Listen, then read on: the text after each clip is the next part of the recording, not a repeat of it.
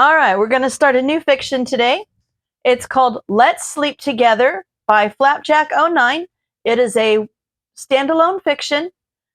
The summary goes, after an accident while carrying her home, Izuku ends up falling asleep in the same bed as Mei, and it leads to the best sleep of both their lives. Once they see the upsides of this situation, they start making it a nightly occurrence. Will they be able to fight the romantic and sexual undertones of this arrangement, or will they both continue to be denser than a brick? Chapter 1. Late Night. Izuku didn't need to check his watch to know it had gotten late. The darkened halls of UA did a good enough job of telling him. He didn't mean for his hero training to last so long. He just got into the groove and lost track of time. Besides, he managed to reserve the training gym for 6 hours, and he was going to make the most of those 6 hours. Though he could also recognize when he'd taken it too far. There was feeling tired after a long day of training. And then there was this. Right now, he wanted nothing more than to flop on his bed and pass out. But his hero suit got a little roughed up during training, and he had to take it to the support lab to get it fixed up. It was usually a simple procedure. He shoved the case that held his suit into the slot next to the entrance, and they'd fix it up and send it right back to him by the next day. Only when Izuku approached the slot, he couldn't help but notice the main doors to the lab were still partially open. Normally, this was nothing to write home about, especially when Mei's explosions left the doors detached to their hinges more often than not. But the lab was usually closed by now. The door should have been locked tight. Izuku heard something about Power Loader being out for the day due to hero work. So whoever was in charge of locking the place up while he was gone had either forgotten or was still inside. His curiosity taking hold, Izuku tiptoed inside to take a look for himself. He didn't see much at first on account of all the lights being off, but in the distance, he spotted what looked to be the dull flicker of a desk lamp that had been left on for way too long. Had he been just a little more awake, he might have recognized this as a horror movie-esque setup and turned around. But he was running on pure fumes and instincts right now, which told him to go toward the light. Thankfully, there wasn't a monster waiting for him on the other side, but instead a familiar face sleeping peacefully at their workbench. Hatsume? Power Loader gave her the keys to the support lab? That doesn't sound right. As ingenious as his support engineer could be, he knew she wouldn't stop herself from working unless someone physically dragged her away from her desk. Case in point, here she was, having fallen asleep with a screwdriver in one hand and an electro pipe bomb in the other. That can't be comfortable for her, he concluded, and he wasn't just talking about the pipe bomb. He himself had fallen asleep at his desk more than once, refusing to stop working on his hero analysis for even a second. But, unlike Mei, he curbed this behavior pretty quickly after what it did to his back.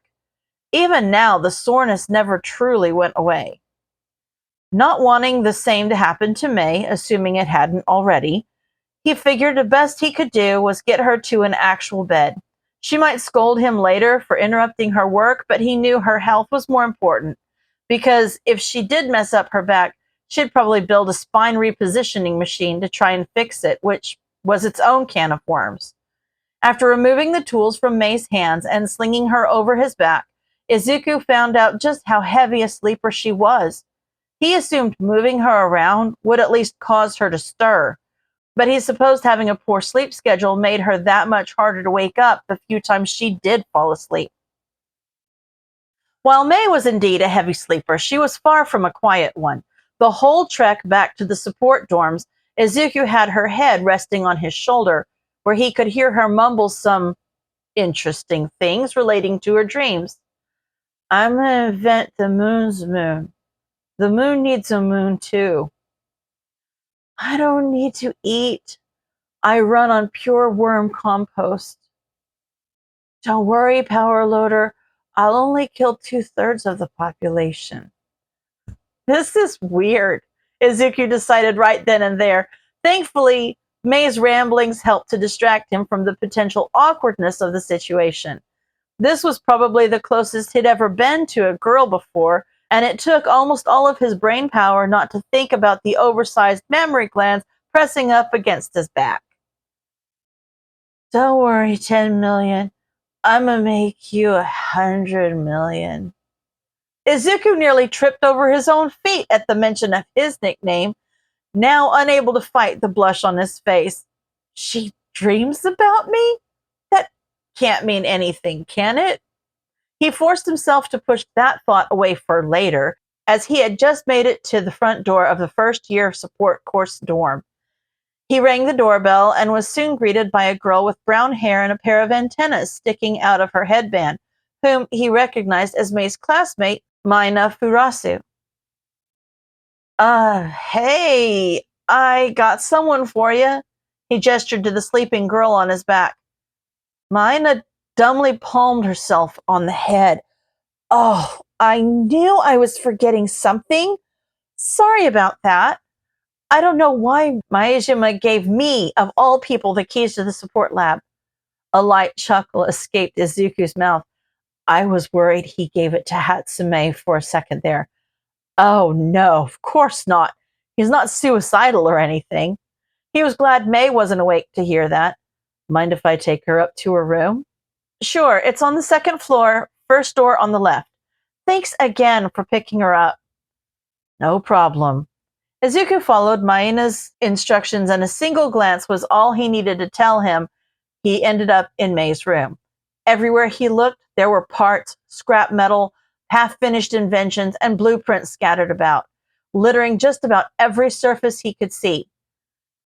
The only place that looked remotely clean was the bed, and Izuku guessed that was only because she forgot it existed half the time. Well, at least she can get some use out of it now.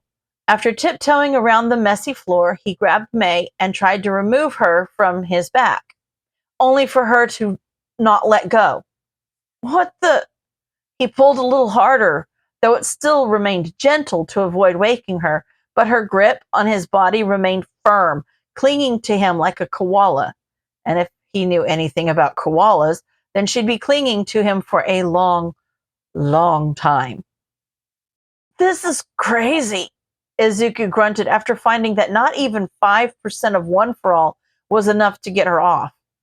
If only I had some kind of quirk that specialized in grabbing onto things.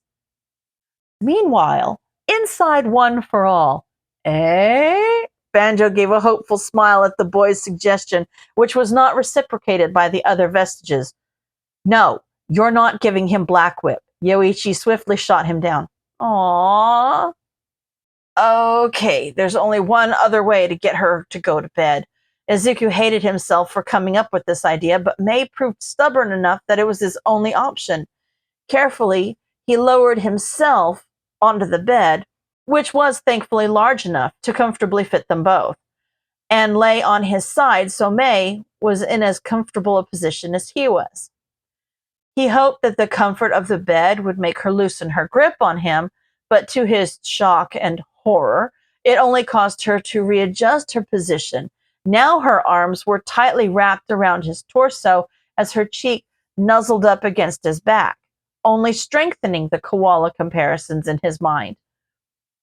Under any other circumstances, Izuku would be freaking out beyond all belief, his face turning atomically red as his brain initiated its self-destruct sequence. But the moment he felt May hugging him from behind, it was like a switch flipped in his brain, letting all the exhaustion from the day catch up to him at once. The last thought that passed through his mind before he conked out was how nice it felt to have someone embrace him like this for the first time in what felt like ages. End of chapter.